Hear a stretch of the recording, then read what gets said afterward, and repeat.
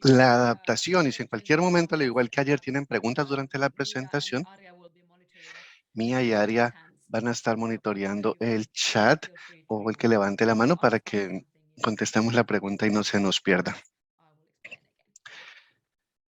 Y si hay alguna idea que no quede clara, yo la vuelvo a explicar, no hay problema. Pues bien, como dijimos antes, el cambio climático va a tener más variabilidad en las lluvias, una mayor temperatura y eventos climáticos extremos más frecuentes que llevan una afectación a la productividad agrícola, y la mayoría de las personas en países en desarrollo dependen de la agricultura para seguridad alimentaria, y esto deja consecuencias muy negativas para los campesinos y comunidades agrícolas, con una disminución en la productividad y una degradación de la tierra también. Personas que ya tienen algún grado de limitación en su seguridad alimentaria son los que más van a ser afectados y primero van a ser afectados. La falla en el cultivo, en la cosecha de ciertos productos, escasez de materiales para plantar y pérdida de ganado. Todo esto afecta la seguridad alimentaria y la estabilidad económica para miles de personas, queriendo decir que adaptarse y construir resiliencia es más y más necesario. Por eso vamos a revisar ahora algunos métodos de adaptación, en particular en producción agrícola y ambientes rurales, pero muchos de estos también se pueden ajustar para entornos citadinos o urbanos. La diversificación en, en las formas de sostenimiento son muy importantes, donde debe haber otras fuentes de ingresos si falla la cosecha, que las familias no solamente dependan de su cosecha para su alimentación y su sostenimiento. Debemos tener una serie de actividades económicas que, si son más variadas, tenemos gran protección cuando falla la cosecha, si es por una sequía, si es por otra situación. Y dice el dicho, no coloque todos sus huevos en la misma canasta, o sea, no dependamos solamente y tan solo de una sola fuente. En lugar de eso, diversifiquemos. Pienso que eso es algo fundamental hablando de resiliencia. Y algunas opciones de diversificación para el sostenimiento tiene que ver con diversificar la producción agrícola. Primero, sembrando una gama más amplia de producto. Por ejemplo, si está cultivando maíz, eh, solamente especialmente en algunas áreas, el maíz es muy propenso a afectarse con la sequía. Y si esa es la única fuente de producción que tiene y hay una sequía prolongada, pues le va a quedar nada. Pero si complementa el maíz con otros granos, con otros cultivos, de pronto si el maíz se muere con la sequía, de pronto los otros productos pueden sobrevivir y los otros cultivos, sí. No vamos a quedar con nada, pero va a haber algo que nos quede. Producir ganado además de los cultivos es un método muy común de complementar y tener otro tipo de sostenimiento. También el procesamiento de productos agrícolas, si se muele el grano, si se prensa el aceite, si se hacen elaboración de mermelada y mantequilla de maní, el secado de frutas y vegetales, pues la misma apicultura, todas son formas de procesar, digamos, los alimentos para que duren más y tengan una mayor vida útil, con lo que estamos a veces sembrando en el patio trasero. En algunos momentos podemos tener exceso de una sola cosa, ¿no? Se nos puede pudrir las cosas, o los árboles están dando demasiada fruta y se nos cae al suelo y se pudre, pero podemos disecarlo y podemos conservarlo para que nos dure más tiempo. También los oficios especializados, ya sea carpintería, construcción, tejido de canastos y otro tipo de manualidades, también adicionarían una fuente alternativa si podemos intercambiarlos o venderlos. Las diferentes artesanías pueden ser joyería, em, elementos de ropa. Y el punto de esta diversificación es que si las comunidades solamente dependen de una o dos fuentes de alimento, tengan mm, más opciones y no sufran tanto cuando se presente un desastre o cualquier evento fortuito se presente. Entonces, una fuentes de sostenibilidad resilientes nos permite tener varias formas de brindar alimento en diferentes etapas del año y tener un ingreso que se puede ahorrar para épocas de necesidad. De pronto esto es algo que en pequeñas comunidades, y quisiera que pensaran en sus comunidades qué habilidades son las más interesantes de aprender para mejorar la posibilidad de que la comunidad se sostenga. La producción de ganado a pequeña escala también es una excelente manera de aumentar la resiliencia frente al cambio climático, porque el ganado es más resiliente en cuanto a los extremos climáticos extremos, ya sea sequía o inundación, pues por lo menos mucho más que, que los cultivos. Si tenemos pollos que nos sirven tanto, si tenemos gallinas ponedoras, nos sirven para los huevos y nos sirve para consumir la carne también de pollo. Podemos en épocas de sequía, si algo pasó con la cosecha, podemos vender o intercambiar por grano o todavía podemos consumir los huevos que son muy buena fuente de proteína, siempre combinando las diferentes opciones se vuelve muy importante y pensando en todas las opciones y la mejor opción que tenemos de ganado que se adapta a donde estemos. Porque en la región en la que podemos estar, pienso que en los Andes, ustedes también tienen llamas, por ejemplo, alpacas y otros animales que no están mencionados aquí. Y esos también pueden brindar otros productos, si es lana, si es eh, otro producto complementario que nos sirva para artesanías o para algo que también nos permita tener otro ingreso. Por supuesto, los ganados, las variedades de ganado local son los mejores para trabajar a nivel local porque ya están adaptados a ese territorio. Utilizar las especies indígenas tiende a ser em, la mejor opción, más tolerantes a las enfermedades y a las sequías, y también puede ser em, esta opción de pensar en diferentes variedades de animales. También se pueden integrar al sistema de agricultura, para tener un sistema mixto, si es silvopastoril o de otra manera. Se puede utilizar el estiércol también como fertilizante y como combustible. Los animales de fuerza se pueden utilizar para arar la tierra. Los animales, otros que se pueden utilizar puramente para su consumo. Y los animales los podemos intercambiar, vender o nos pueden brindar productos complementarios. Y también en el caso avícola, en el caso de los pollos o las aves en general, son eh, particularmente convenientes, digamos, en una situación de la madre de familia, están muy cerca de la casa, no necesitan grandes espacios para hacer su pastoreo, ni deben ser movidos de lugar en lugar. Entonces es un buen ejemplo.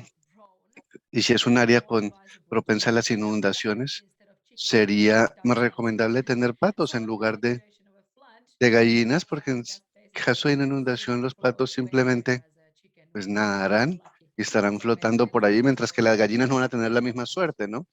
Entonces hay que pensar un poco en este cambio de hábitos si es lo que nos aplica y lo que es más conveniente.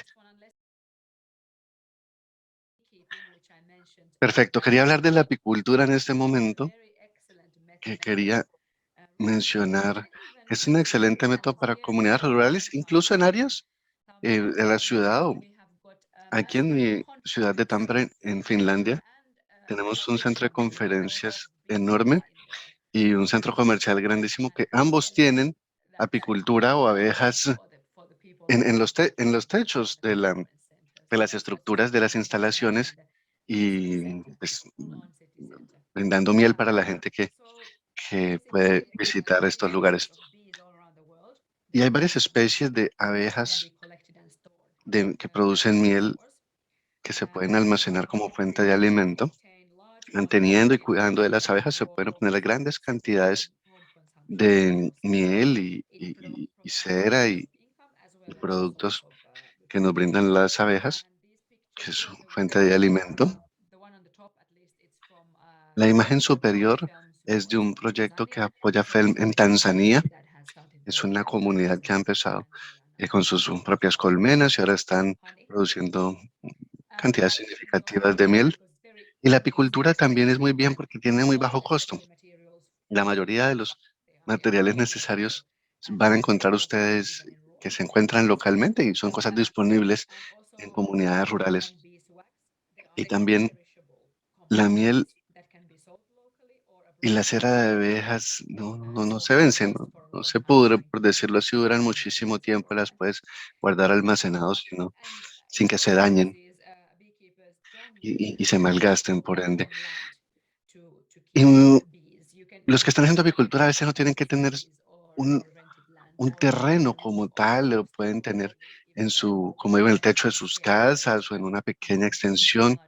Y puede sonar peligroso, ¿no? Alguien puede sentir miedo de tener tantas abejas en el área cerca a su casa que se vayan a escapar, pero es, es, es una práctica que es interesante y cuando hablaba de la importancia de los árboles, es muy bueno tener las abejas porque mejoran la ecología local por su actividad polinizadora que ayuda a los procesos de generación de alimentos. Si ustedes tienen campos con cualquier cultivo, mm, indiferentemente, y ustedes tienen su apicultura relativamente cerca, ustedes están apoyando la producción de su cultivo porque están prácticamente asegurando la polinización y que tengan reproducción efectiva. También se puede utilizar em, la miel para diferentes cosas y los productos de la miel en vez de azúcar, incluso para cocinar.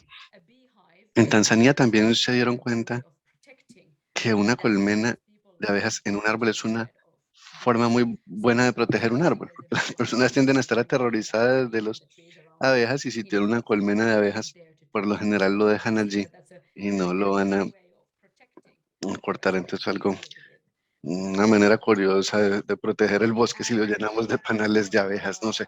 Pero una vez más, en la cartilla que nosotros les facilitamos, hay algunos métodos sencillos de cómo empezar a entender la apicultura, el entrenamiento que brindamos la primera vez de, de resiliencia climática, que fue en Zimbabue en 2019, en agosto. Fue en una comunidad muy rural, muy aislada de, de la localidad más cercana y de este grupo de abuelas que estaban cuidando niños huérfanos porque tienen un problema con VIH-Sida bastante acentuado en esta área, entonces quedan muchos niños huérfanos por esta situación. En ese pueblo en particular, ya muchas abuelas cuidando todos estos niños de diferentes maneras, encontrando alguna alternativa para tener más resiliencia y cuidar de los niños y enseñarle a los niños de cómo hacer em, jardines en casa y ellos se ven enfrentados tanto a sequías como a inundaciones y dependen a veces de la ayuda humanitaria porque sus cosechas vuelven y se mueren continuamente. Y en esta presentación de apicultura y lo que se podía hacer, ellos se habían dado cuenta que las abejas habían desaparecido de esa comunidad hace muchos años. Y había mangos, yo les preguntaba, pero ¿dónde están las abejas? Y ellos, como les digo, se habían dado cuenta que las abejas desaparecieron de esa área. Estaban muy entusiasmados con el proyecto de las abejas. De este entrenamiento dejaron un par de 100, 200 euros. Y empezaron con esto. Algunas de estas abuelitas son Sí, significativa edad, pero empezaron a construir los panales y las áreas para mantener las abejas. Y tengo imágenes de las capacitaciones y la primera producción de miel que lograron las, las abuelas. Entonces, si las abuelitas de Zimbabue, en una comunidad tan alejada, lo pueden hacer, es algo que es una opción y es una inspiración para todos. Ellos quedaron muy entusiasmados con el proyecto, ahora son personas dedicadas a la apicultura y les está funcionando. Y en resumen, es un método sencillo, incluso se puede utilizar el pasto local para construir el, el panal, no tienen que ser algo costoso o industrial. Bueno, ese es mi sermoncito de la apicultura. A mí también me entusiasma todo lo que tiene que ver con los árboles y, lo, y conservar el bosque. Y el siguiente método son cultivos resistentes a la sequía o cultivos intercalados, porque tal vez uno de los impactos más grandes del cambio climático es que tengamos sequías más y más frecuentes, que por supuesto impactan las comunidades rurales y el terreno cultivado. Y las aguas lluvias y la precipitación se vuelve más y más errática, más y más impredecible. Y por eso los cultivos resistentes, y como un participante dijo en el entrenamiento anterior, no hay tal cosa como algo cultivo resistente a la sequía, porque ningún cultivo vive sin agua. Pero bueno, queremos que sean más resistentes que los normales. Ese es el punto.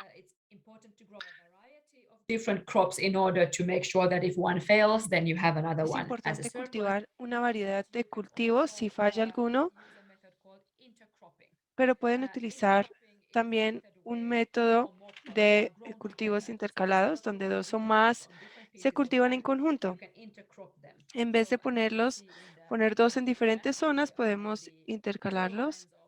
Y como pueden ver, puede haber dos filas de maíz, por ejemplo, como ven en la imagen, o puede ser nueces, frutos secos, luego otra fila de nuevo de maíz. Eso se llama cultivo intercalado y tiene muchos beneficios.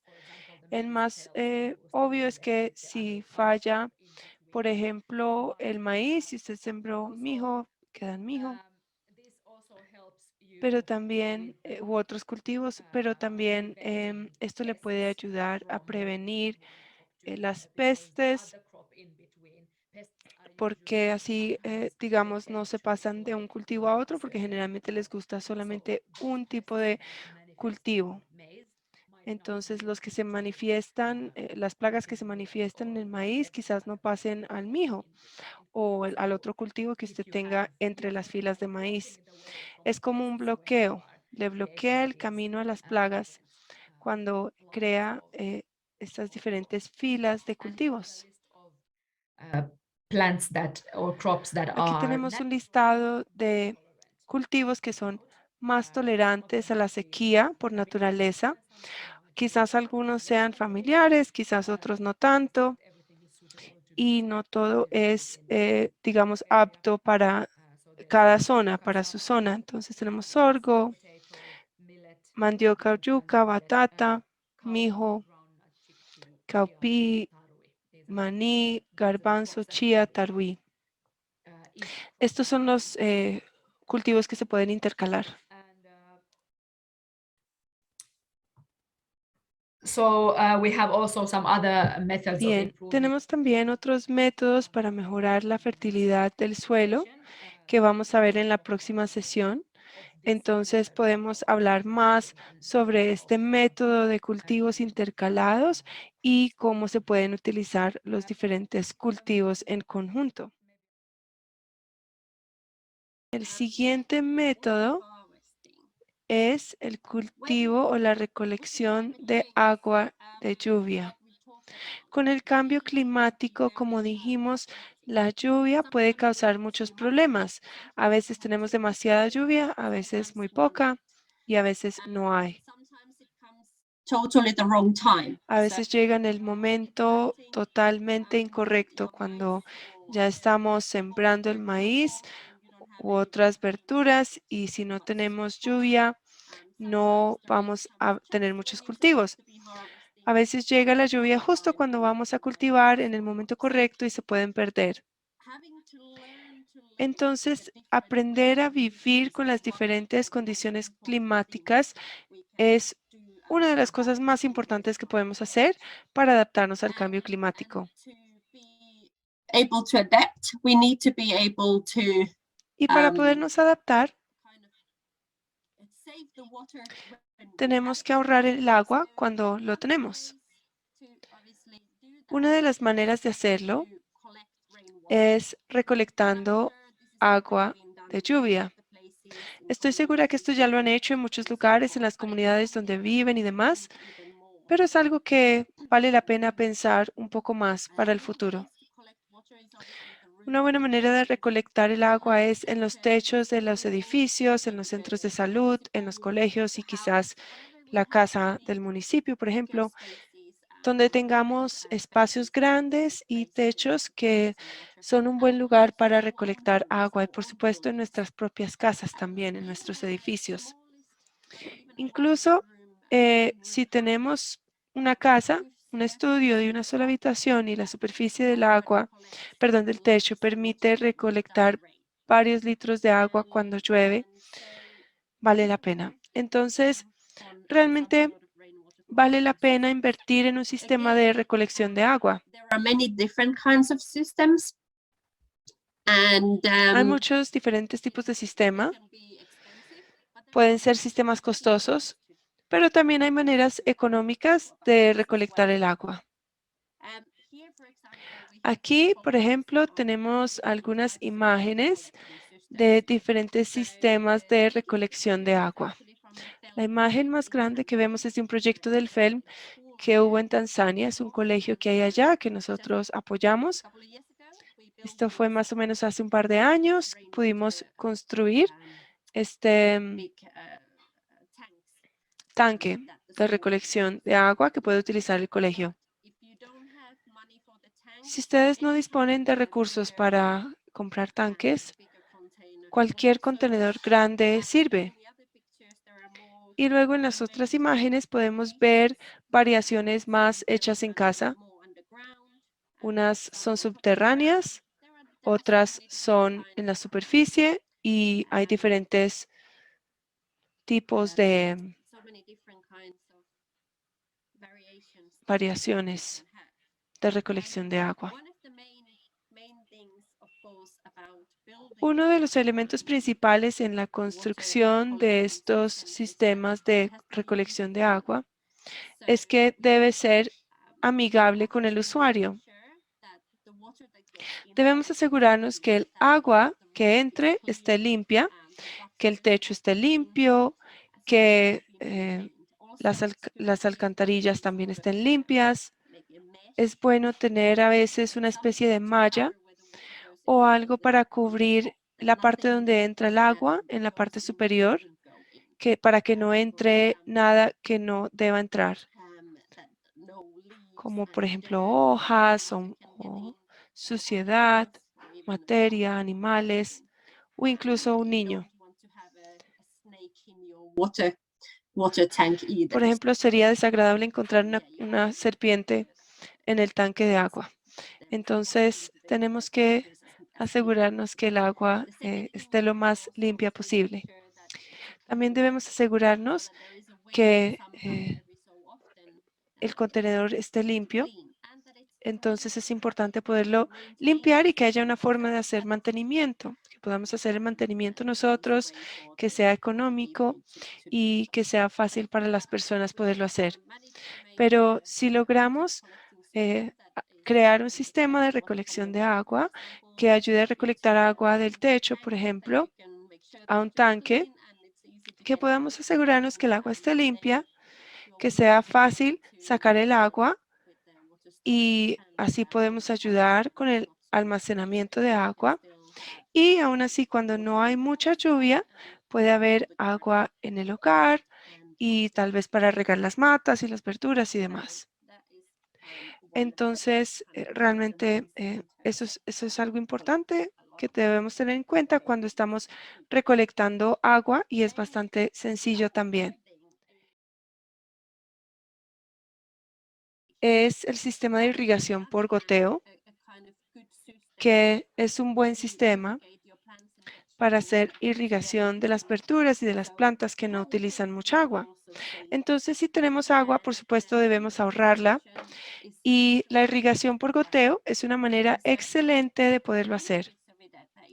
El beneficio es que genera la cantidad necesaria que necesita la mata.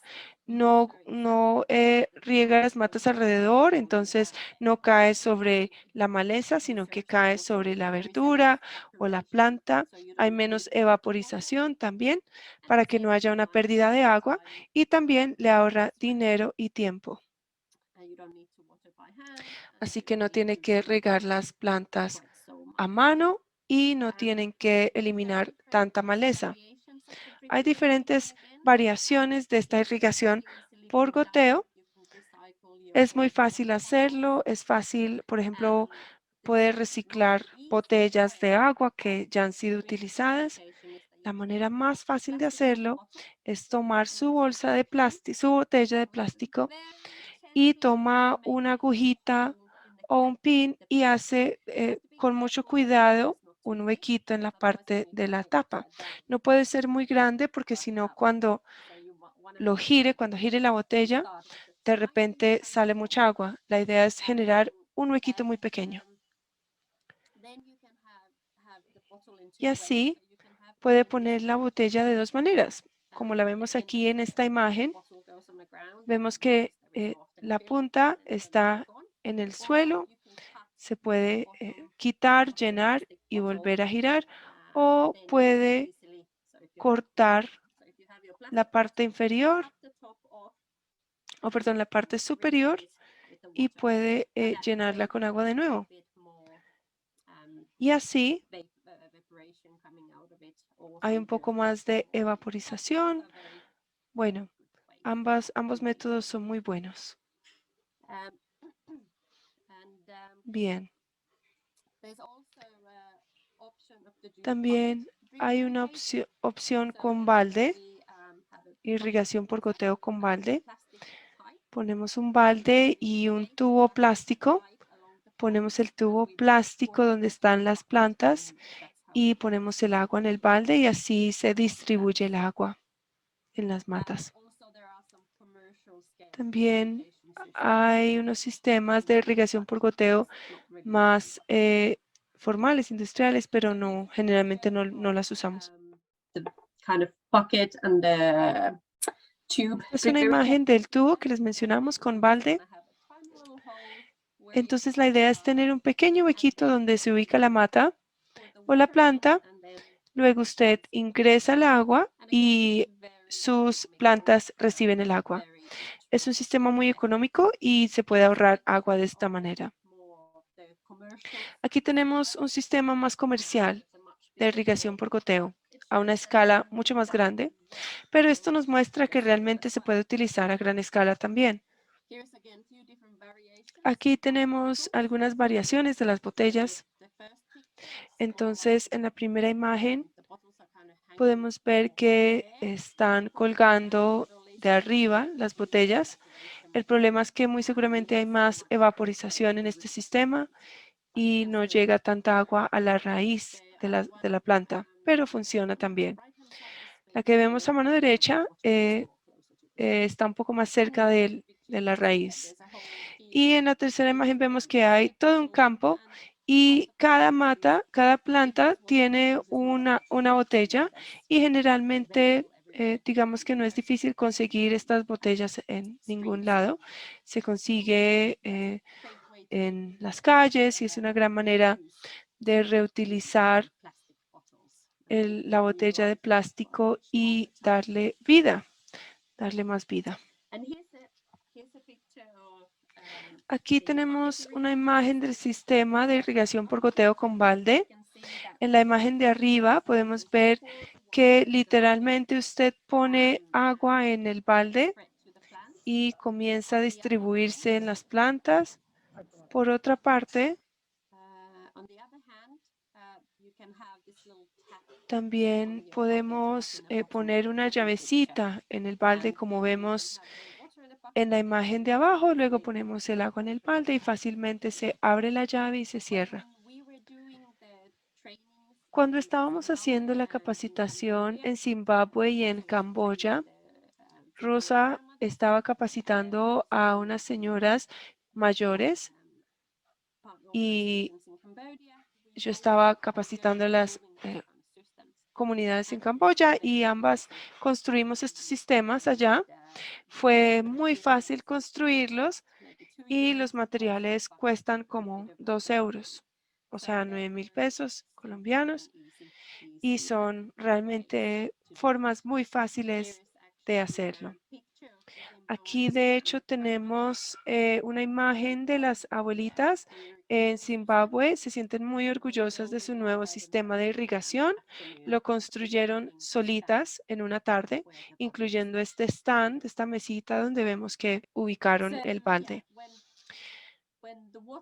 Entonces, cuando tenemos problemas de agua, y sé que en muchos lugares, muchas de las regiones donde están trabajando, a veces hay mucha o muy poquita, o cuando llega, de pronto hay mucha, entonces debemos pensar en el futuro cómo poder conservar más agua, utilizar menos agua y seguir cultivando las verduras. Por otro lado, cómo podemos cultivar todo el agua posible y pensar cómo en una comunidad pueden tener su propio tanque de agua y sus edificios comunales.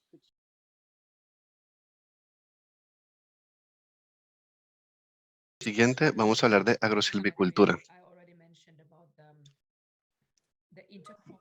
Cuando había mencionado diferentes tipos de cultivos que se pueden tener de manera combinada, la agrosilvicultura básicamente es un sistema de agricultura normal alrededor de la cual hay árboles It's especially possible o to entre los cultivos y ganado en la misma parcela. Muy importante en países en desarrollo porque permite personas con una limitada extensión de tierra maximizar sus recursos. Pueden plantar em, cultivos alrededor, tener ganado allí mismo, de diferentes tipos de frutos, semillas. Y cuando empezó esta agrosilvicultura,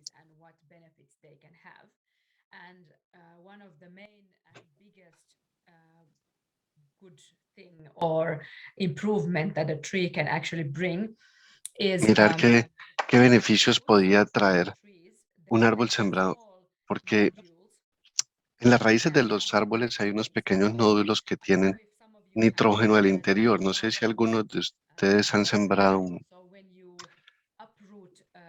nueces. Cuando uno lo desentierra, ustedes pueden ver que en las raíces hay estos elementos redonditos, blanquitos, son como bolas o nódulos y están llenas de nitrógeno.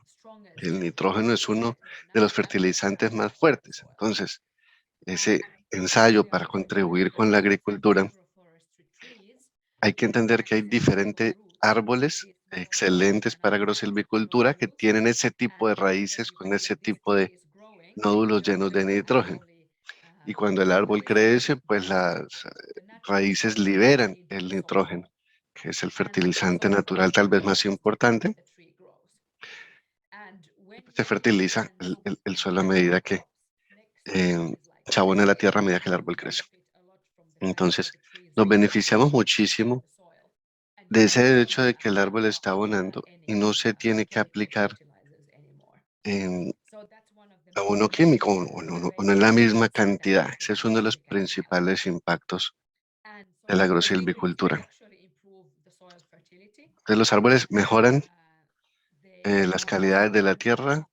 También hay diferentes tipos de árboles que crecen más rápido si necesitamos que usarlos como para madera de leña o para construcción.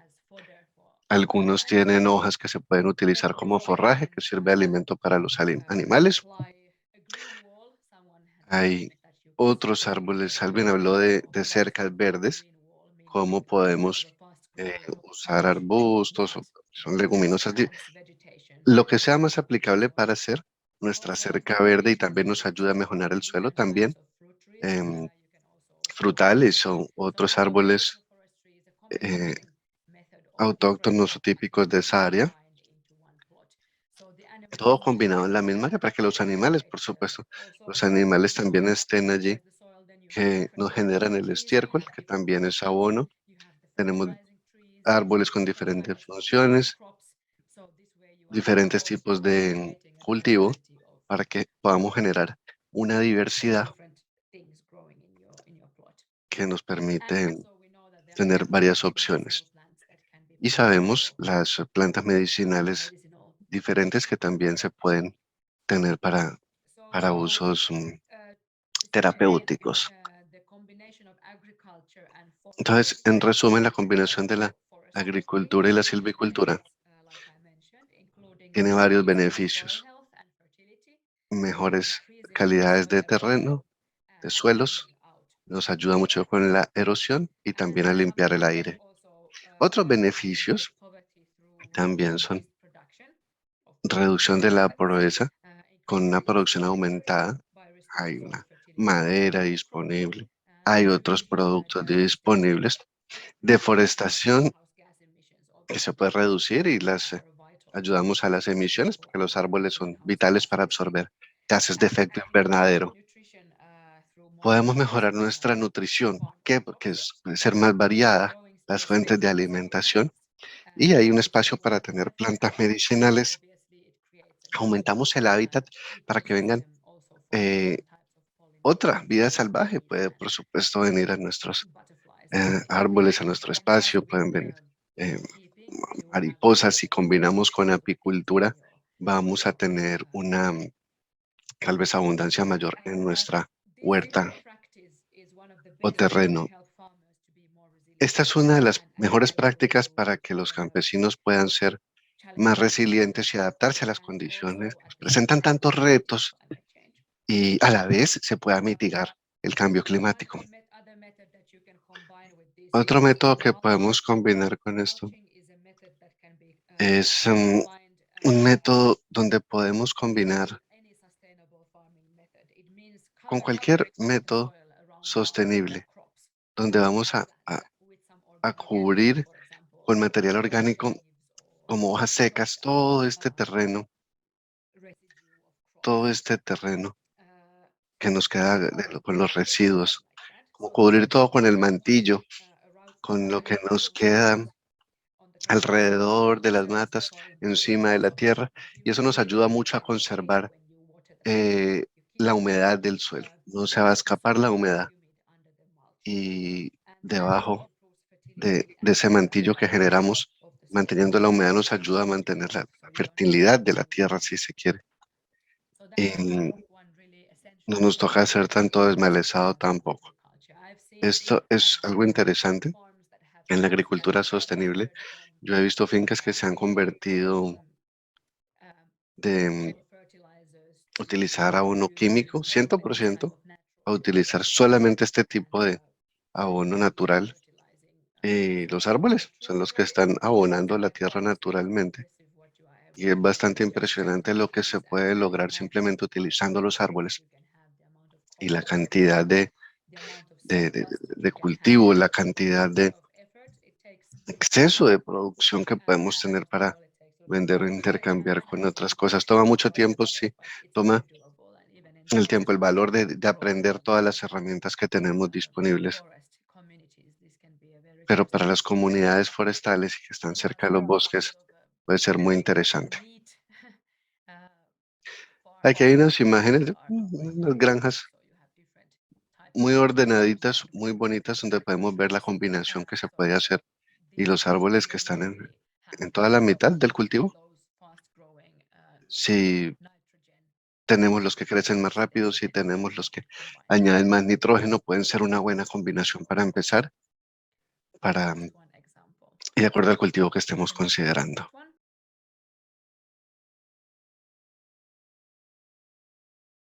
Es la rotación de cultivos.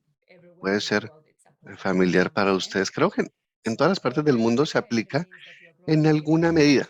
Básicamente, rotaciones que cultivamos diferentes productos,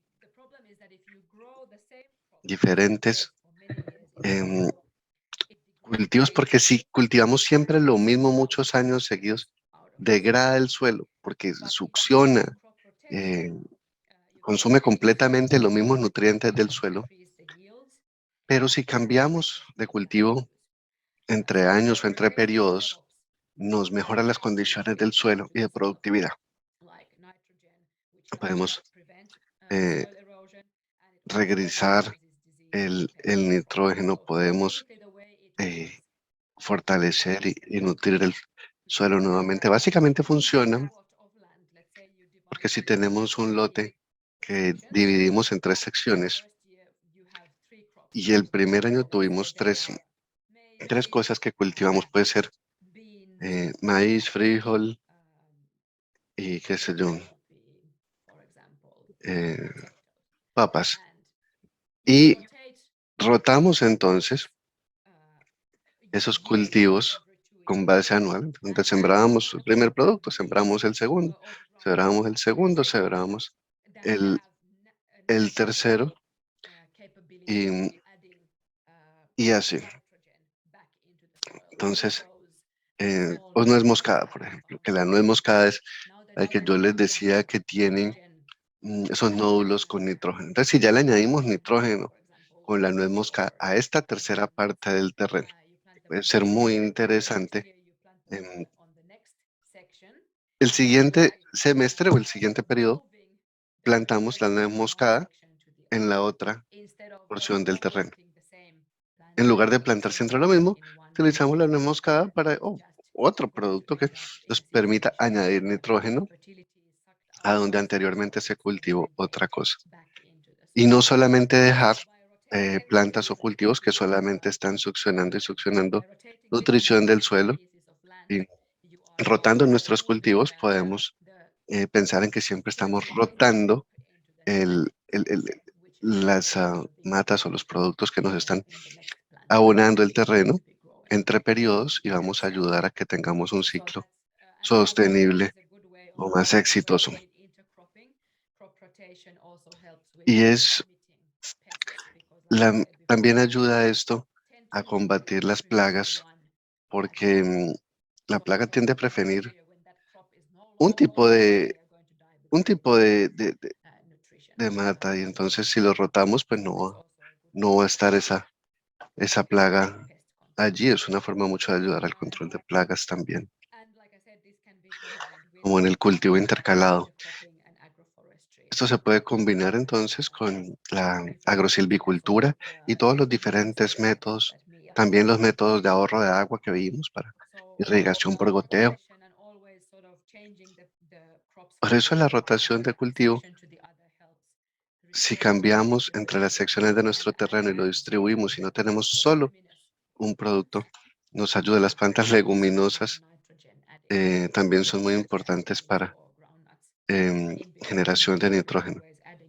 El frijol, entre periodos de cultivo, podemos nosotros mismos abonar naturalmente áreas de nuestra parcela. Ya lo mencionamos durante otras charlas y, y los participantes, porque es el proceso natural de descomposición de la materia orgánica, este compostaje. Pues puede servir a mejorar la calidad del suelo. Se puede utilizar material vegetal, estiércol animal, desperdicios de alimentos para crear el abono, un compost. Hay diferentes maneras de hacerlo, de seguro. No es exclusiva la manera de hacerlo, pero todo se basa en el mismo principio. It's a sustainable agricultural technique and plays an important Es role. una técnica agrícola sostenible y tiene un rol muy importante en mantener esa fertilidad del suelo. Es el suelo negro nutrido. con una calidad. Cuando hay mala calidad de suelos, es muy bueno el compostaje para recuperarlo y como resultado, el suelo se enriquece en nutrientes y también es más resistente al diferente estrés o presiones que le puedan presentarse durante periodos de sequía o inundación y nos baja el nivel de riesgo que podemos tener y aumenta la productividad. Aquí lo dimos en dos tipos de compostaje. Está el de desechos de nuestra huerta o nuestro terreno y el de desperdicios que salen del hogar.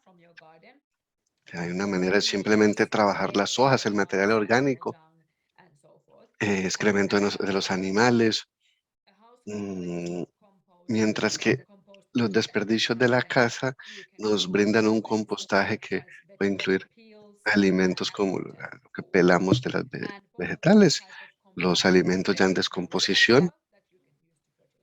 Ambos tipos de compostaje nos ayudan a producir tierra de color oscuro, nutrida, que puede mejorar la calidad del suelo.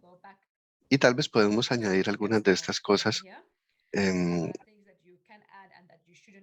que podemos añadir al compost que hacemos, hojas, paja, heno, cáscaras de huevo, peladuras de frutas y vegetales, granos de café, los recortes de plantas, cenizas de fuego de madera también, pero no debemos agregar carne o huesos, aves de corral, peces, porque esto se pudren en lugar de descomponerse de otra manera. Productos lácteos tampoco. Heces de mascotas o de humanos tampoco. Y hay una cosa que quería resaltar, es que podemos añadir bonito estiércol fresco de animales que no son carnívoros, porque los perros, por ejemplo, y los humanos consumen carne con frecuencia y es muy diferente el estiércol o el excremento que se genera. Siguiente. Pero ¿cómo comenzar un compostaje?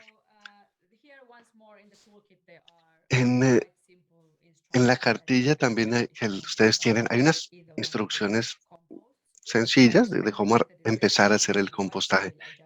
El método es bastante similar. Yo creo que hay pocas variaciones en lo que se describe allí. Y pasemos a la siguiente diapositiva. Quiero mirar una cosa, a ver si tenemos una imagen que nos ayude a explicar más fácil. Yo creo que esta está buena. En la imagen del lado izquierdo ustedes pueden ver un tipo de arrume para hacer compostaje, las capas de un montículo de compostaje, diferentes hojas, materiales de plantas que cubrimos y es muy sencillo. Colocamos por capas, se utiliza una colocación por capas y para detectar si nuestro compostaje está funcionando, esto lo sabremos si vemos si el proceso de descomposición se está llevando a cabo. Podemos tomar una rama larga, un palo largo, y bueno, clavarlo en la mitad del montículo y lo dejamos allí un rato. Y ese palo va a ser nuestro medidor. Después de que lo saquemos un par de días, qué sé yo, si está caliente, ¿sí? Si está tibio el palo, quiere decir que está funcionando el proceso de descomposición porque se libera gran cantidad de calor en la descomposición y ese calor es el que convierte las hojas y los otros materiales en, en tierra. Entonces, si ese palo, en- lo dejamos en la mitad enterrado, nos vamos a dar cuenta si el proceso de compostaje o descomposición está funcionando. Si el palo no tiene ninguna temperatura, si está frío, estamos haciendo algo mal tal vez, tenemos que revisar nuestro método. De pronto está muy seco, de pronto nos toca añadir un poco de agua, puede ser algo típico, o no tenemos suficiente material arrumado en los montículos, si es muy poquito, no hay suficientes capas, no arranca el proceso. O al contrario, puede estar demasiado apretado, demasiado peñuscado a modo de que no está entrando suficiente aire. Entonces hay que revisar nuestro método y recordar estos tips.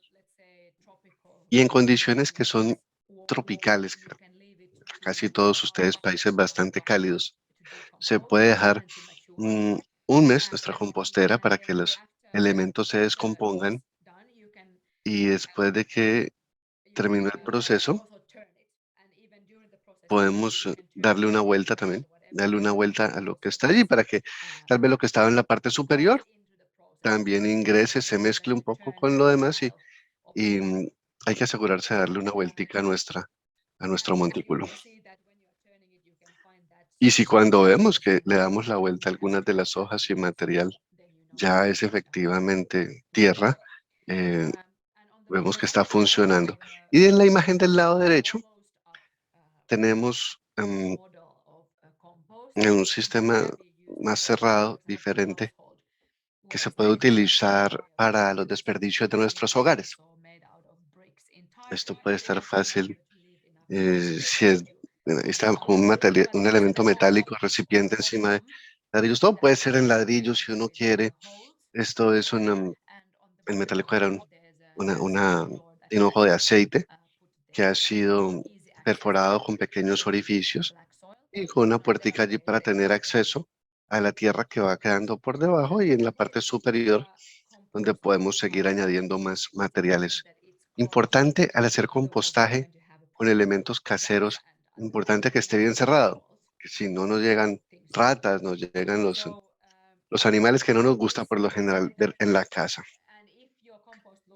Y en este método, si nuestra compostera se va así, con una puertica de acceso en la parte inferior para tener acceso a la tierra que se va generando, pues podríamos seguir añadiendo cosas en la parte superior y en la parte inferior es donde hay mayor descomposición y ustedes van a ver cómo en la parte más baja van a encontrar tierra. Pero si es necesario, ustedes también y con cuidado pueden darle la vuelta. Pero cuando lo hagan, si ustedes destapan todo esto, van a ver que sale calor, pueden salir muchos eh, olores allí, pero se puede llenar con mm, peladuras de cáscara de papa, eh, de banano, diferentes recipientes, si es comida en descomposición, hojitas también. También es bueno utilizar, de hecho, algún tipo de hojas secas o hojarasca que consigamos, pedacitos de madera, añadirle cosas secas que consigamos en nuestro jardín tal vez, porque si solo colocamos alimentos muy húmedos, como que solamente se pudre muy rápido y eso es todo lo que sucede y no nos genera la misma calidad de, de compostaje. Y si tienen algo como este caso de la derecha, bueno, estos son los diferentes tipos o imágenes. Ustedes pueden ver cómo el del lado izquierdo nos muestra un buen ejemplo de una compostera con de residuos de la huerta, de la tierra, y ya se ha vuelto tierra bastante negra. Si ustedes se imaginan colocar esto en su matera de flores o donde están cultivando sus tomates, va a ser un excelente abono. Y pueden ver que pues, puede hacerse de madera también el recipiente. Si dejamos suficiente aireación, está perfecto. Si le estamos em, alimentando aquí arriba a la derecha, vemos manzanas y otras frutas. De pronto, si no se tapa, bueno, van a llegar otros animales, van a llegar aquí em, insectos, etcétera. En otras partes yo la he visto fabricada completamente de ladrillos, tan solo dejando suficiente aireación, especialmente en la parte inferior. Bueno, eso es la introducción de compostaje. Una vez más, un excelente método. eh, lo podemos hacer incluso en la cocina, la compostera chiquita. En el patio trasero tampoco requiere mucho espacio. Ustedes ven que es algo em, que, que podemos hacer Y lo más fácil, si estamos hablando de cómo manejar nuestros residuos, siempre queremos tener un lugar donde poner, y es también bastante sencillo excavar un hueco y simplemente colocar, colocar todo el residuo orgánico allí, cubrirlo con paja, con heno. Al final incluso vamos a sembrar un árbol allí, van a ver que es un árbol que crece mejor, que va a estar en un terreno muy, muy fértil. I can translate.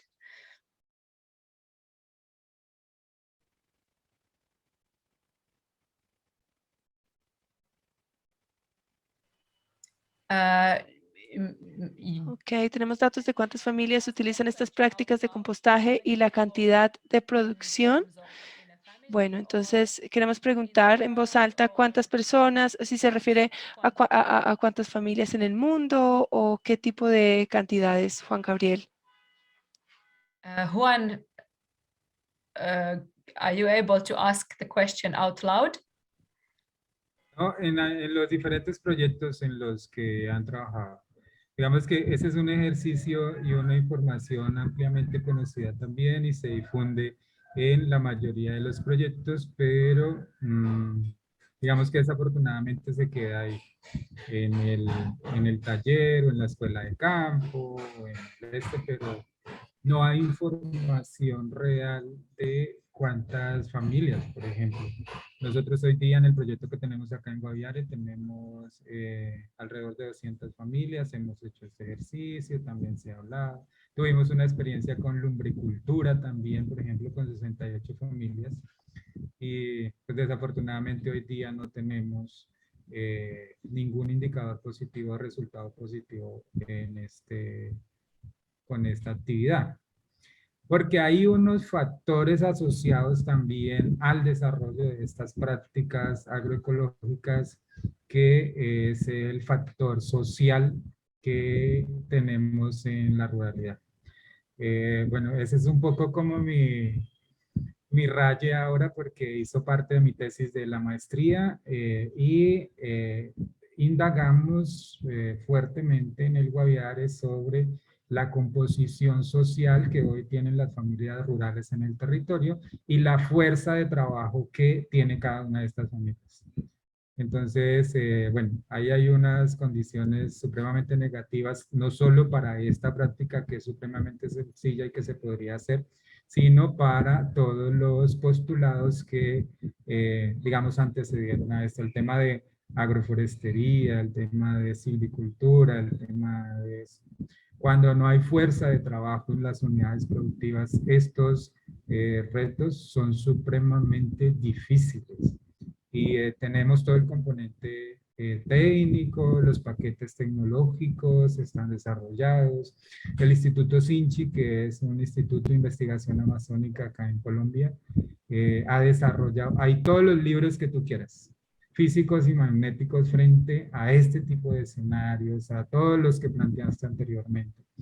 Pero pues desafortunadamente nos hemos equivocado en la formulación de los proyectos cuando desconocemos o pasamos por alto el factor social de las unidades productivas, que es como la limitante para tener éxito con estas estrategias.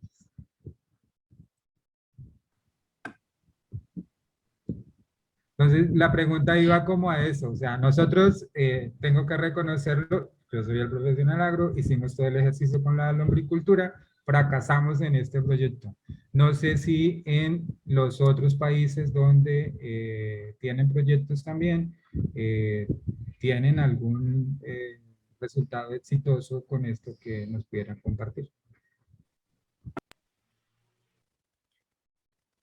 Thank you, Juan Gabriel. Gracias, Juan Gabriel. Veo una respuesta a esa pregunta en el chat. If you may.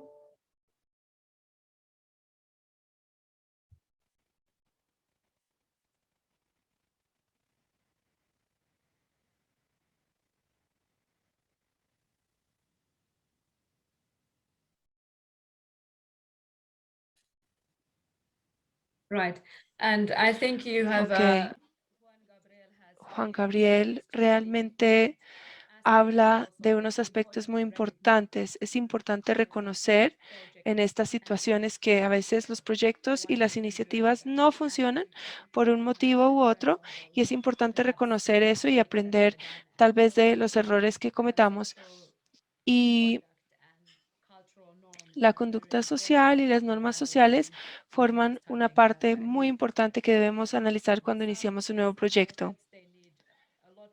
Hay métodos que requieren mucho más entendimiento antes de hacerlos, y también es un motivo por el cual hemos formulado esta capacitación de tal manera que comenzamos desde el principio. En vez de decirles directamente, estos son los métodos, utilícenlos, comenzamos desde el principio explicando qué es el cambio climático, qué impacto tiene.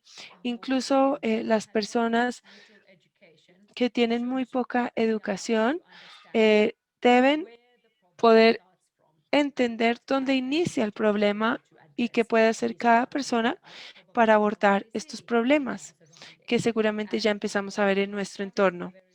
Entonces, comenzando desde el principio, reconocemos que todos son inteligentes y que todos tienen esa inteligencia en su propia manera para poder entender las causas raíz.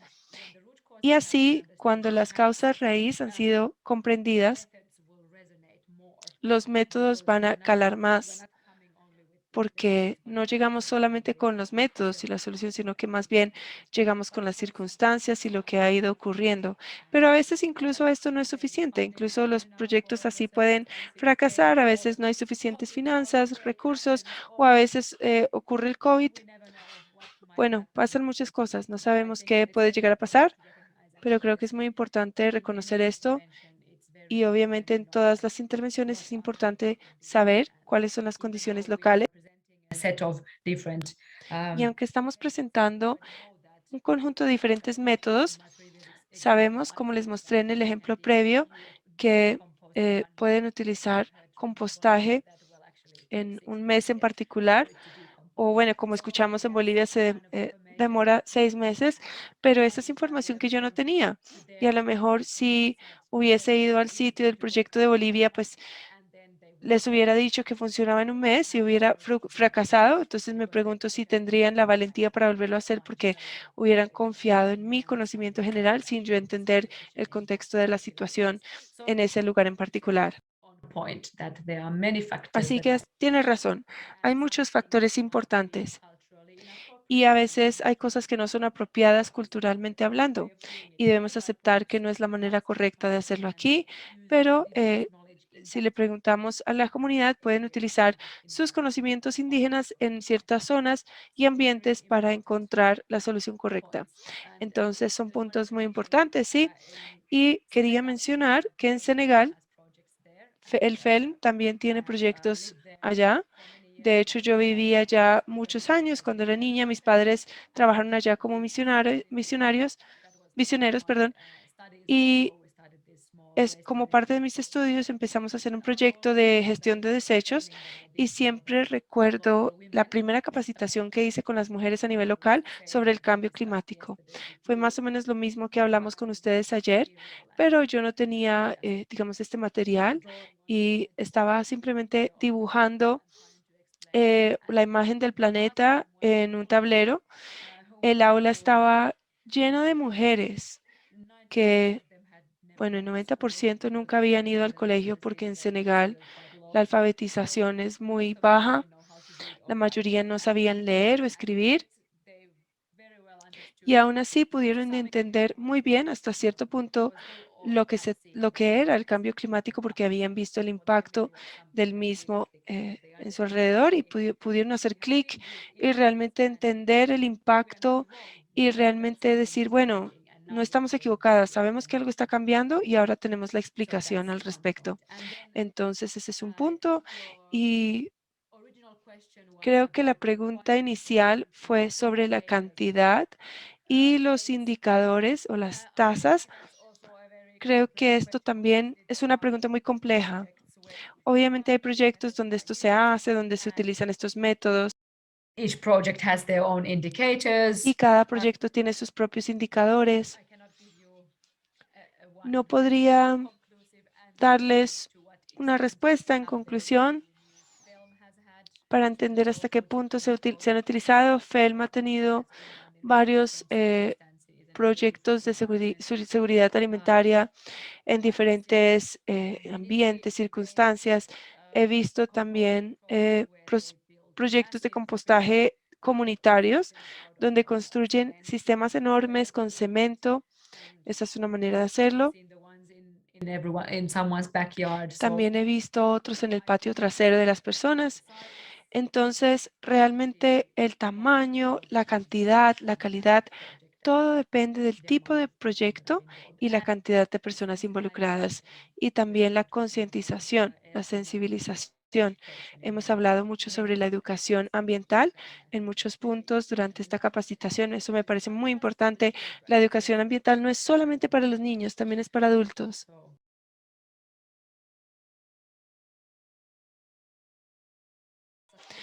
Los huertos de hoja de cerradura son una técnica de jardinería sostenible que permite cultivar verduras durante todo el año para las familias y comunidades, incluso en climas difíciles, como el del altiplano boliviano. Básicamente es una cama alzada, levantada, que produce nutrientes para muchas plantas. Entonces crea una fuente de nutrientes valiosa. Utiliza reciclaje también, materiales reciclados que se encuentran en los rellenos y requieren menos agua que otros huertos. Pueden encontrar instrucciones más detalladas sobre este toolkit o sobre esto en la caja de herramientas en el manual. Entonces, realmente, bueno, si ponemos la próxima imagen, podemos mostrarle los diferentes tipos de huertos de hoja de cerradura. Aquí tenemos algunos ejemplos de África. Entonces, incluso la forma más sencilla es con estos sacos de arroz, con palos, soportados con palos. O también ladrillos, se pueden usar ladrillos y hay que recordar dejar el aire circular para que circule. Bueno, la idea es que debe ser un poco más alzado en la mitad y en la mitad tenemos compostaje y lo que hacemos es agregar el compostaje, el material, allá adentro. Puede ser cáscaras de la cocina, puede ser desechos del jardín, este tipo de cosas, y luego se le echa agua y viendo que este compostaje queda más alto que lo demás, lentamente esa agua empieza a filtrarse por el compostaje y entra a este jardín, a esta cama, y empieza a regar las plantas. Y este material descompuesto muy fértil empieza a derramarse, a filtrarse por el jardín, em, y por el semillero. Y bueno, estuvimos hablando y diciendo que esto se puede hacer de tal manera que si ese hueco en la mitad o ese punto de acceso al compostaje, si se diseña de tal manera que permite que las personas con discapacidades puedan entrar con una silla de ruedas, por ejemplo, o con una ayuda, algo así para caminar, esto pueden utilizarlo ellos y viendo que está alzado también o está elevado, es más fácil para las personas que les cuesta maniobrar en un terreno plano. Entonces, en pocas palabras, eso es, y las que tienen en Bolivia son mucho más sofisticadas, o bueno, tienen, digamos, construcción, se parece más a un invernadero.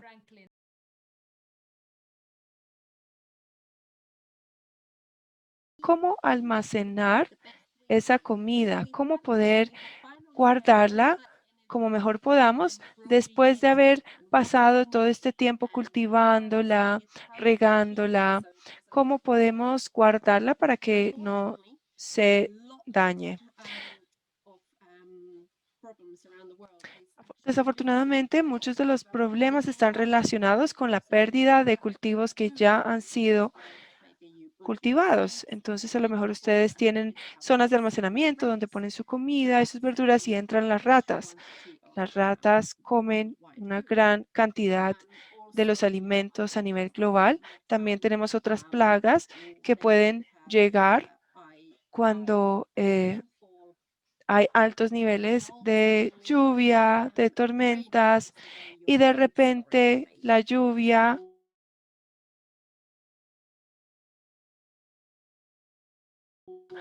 se lleva todas y se pierden los alimentos. Now it's a wrong way. Es importante considerar el almacenamiento.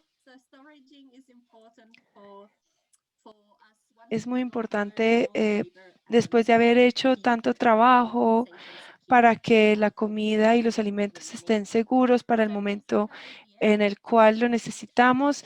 Entonces es muy bueno tener instalaciones para las semillas y para los cultivos y pensar cómo pueden ser eh, las mejores formas de almacenamiento para servir a su comunidad y su familia para que los alimentos se conserven bien con el tiempo. Una de las cosas más importantes es recordar que cuando cultivamos y utilizamos semillas o cultivos, el secado es muy importante para no almacenar, por ejemplo, en contenedores plásticos mojados, porque así se comienzan a pudrir. Por eso es importante hacer muy bien el secado.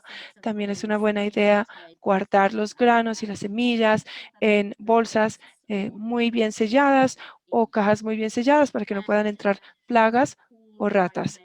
Y por supuesto debe ser un lugar seco, un lugar sin mucha luz, que es la mejor forma de almacenar cualquier tipo de alimento. Por supuesto que tenemos otros biopesticidas también disponibles. Cada país suele tener sus propias plantas que utiliza para esto. Hay plantas tradicionales incluso que son muy buenas para poder alejar a ciertas plagas y podemos hacer investigación para entender cuál es más apropiado para sus cultivos y alimentos.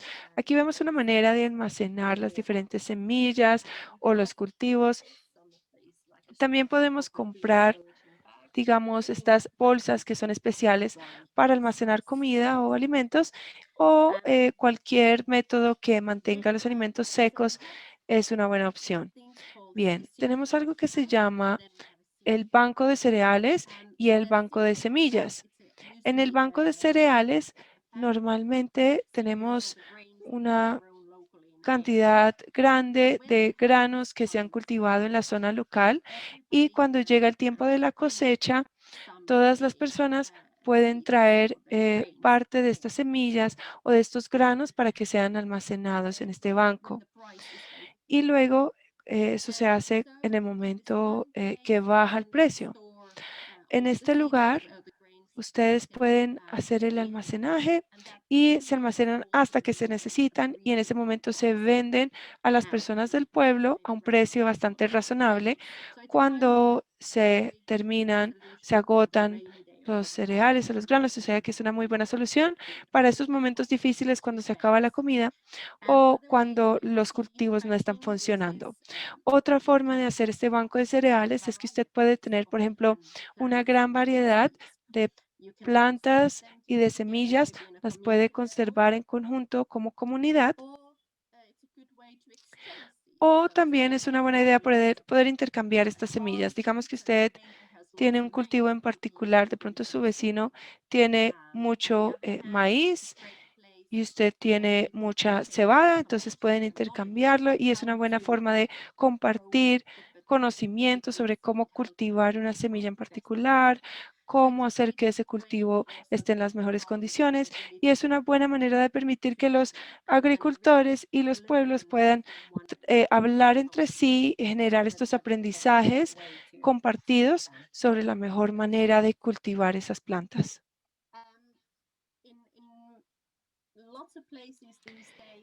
En muchos lugares hoy en día vemos inundaciones. Esto es uno de los problemas más grandes. En zonas comunitarias en Asia hemos ido y tradicionalmente, digamos que ellos tienen un almacenamiento comunitario para todo el pueblo, pero están en zonas muy bajas, muy cercanas a nivel del mar y ahora con el incremento en el nivel del mar y la lluvia torrencial comienzan a tener que elevar las superficies donde cultivan y, por ejemplo, hacen unas casetas sobre palos. Esto es una gran idea porque con estos palos a un nivel más elevado, la inundación pues no alcanza los cultivos y va a ser más difícil para las ratas subir también.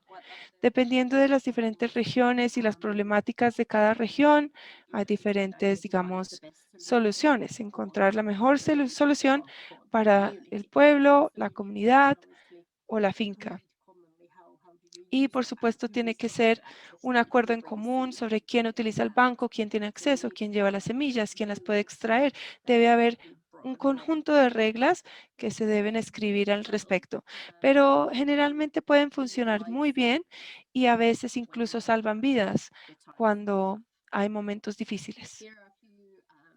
Aquí tenemos algunas formas de almacenar las semillas. Containers, clean, dried. Pueden ser contenedores secos, limpios, que a veces almacenan durante largos periodos de tiempo y es una buena idea si usted tiene un banco de semilla o almacenamiento para semillas que con frecuencia, digamos cada par de años, puedan tomar semillas de las nuevas cosechas e intercambiar estas semillas para que siempre sean semillas frescas, las que están en los bancos y cultivos secos. Bueno, Working.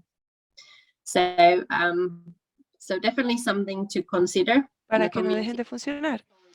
Esto es bueno considerarlo en su comunidad, cómo cosechar esos alimentos que realmente consumen tanto tiempo en el proceso de cosecha. Específicamente el secado solar. Sé que en sus países las personas secan muchas cosas, por ejemplo el pescado, el ají, muchos artículos, muchos alimentos, pero el método de secado marca la diferencia. A veces en un pueblo vemos que alguien tiene una cesta llena de ají y lo están secando frente a su casa porque llevan siglos haciéndolo de esta manera y funciona, pero hay maneras más eficientes de hacerlo también. Use solar dryer. So solar dryer, it can Una de be las formas más eficientes es el secado solar. Puede ser una estructura muy sencilla con guadua, con bambú, con cualquier madera que tengan alrededor y una tela plástica, digamos, un material plástico y puede ser más efectivo que, por ejemplo, secarlo en su casa porque la temperatura va a ser mucho más alta. El sol pasa por o entra a esa pequeña carpa y hace un secado muy rápido. Se puede procesar los alimentos de una manera más rápida y se seca mucho mejor para que esté mejor para el almacenamiento. Por otro lado, no queda cubierta la comida o los cultivos, no quedan cubiertos de polvo y el gato del vecino no puede entrar a llevárselo, entonces realmente queda muy bien y preparado para almacenaje. Por otro lado, son muy fáciles de construir y de utilizar. En Camboya, en la capacitación, hicimos una construcción así.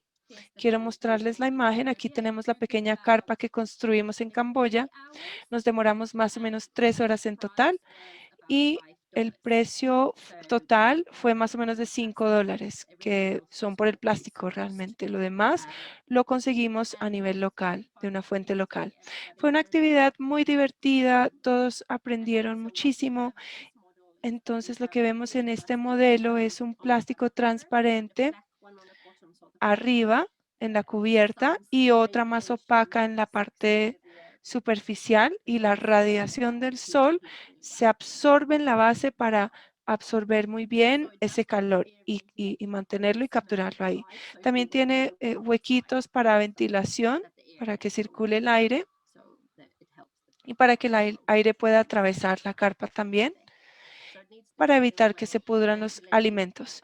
Debe estar muy bien ventilado, puede ser de este tamaño, puede ser más pequeño incluso.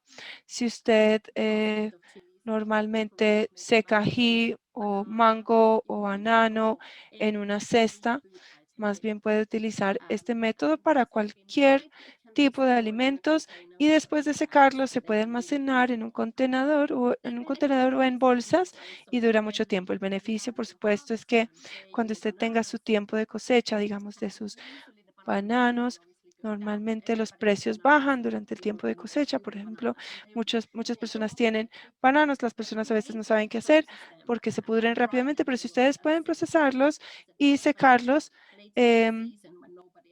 para una temporada posterior, cuando no hay banano, pues puede aumentar mucho más los ingresos.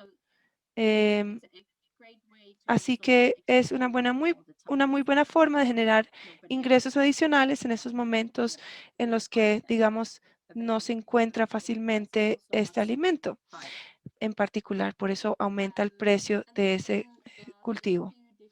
Finalmente tenemos diferentes tipos de secadores solares de distintas variaciones, Tents, depending, yeah, really. diferentes a las carpas, y depende aquí realmente qué tipo de comida quieren secar, qué tipo de alimentos y qué cantidades y quién lo hace. Así que hay distintas variaciones que se pueden utilizar aquí. Pero aquí tenemos algunas adaptaciones, algunas ideas que hemos mencionado el día de hoy.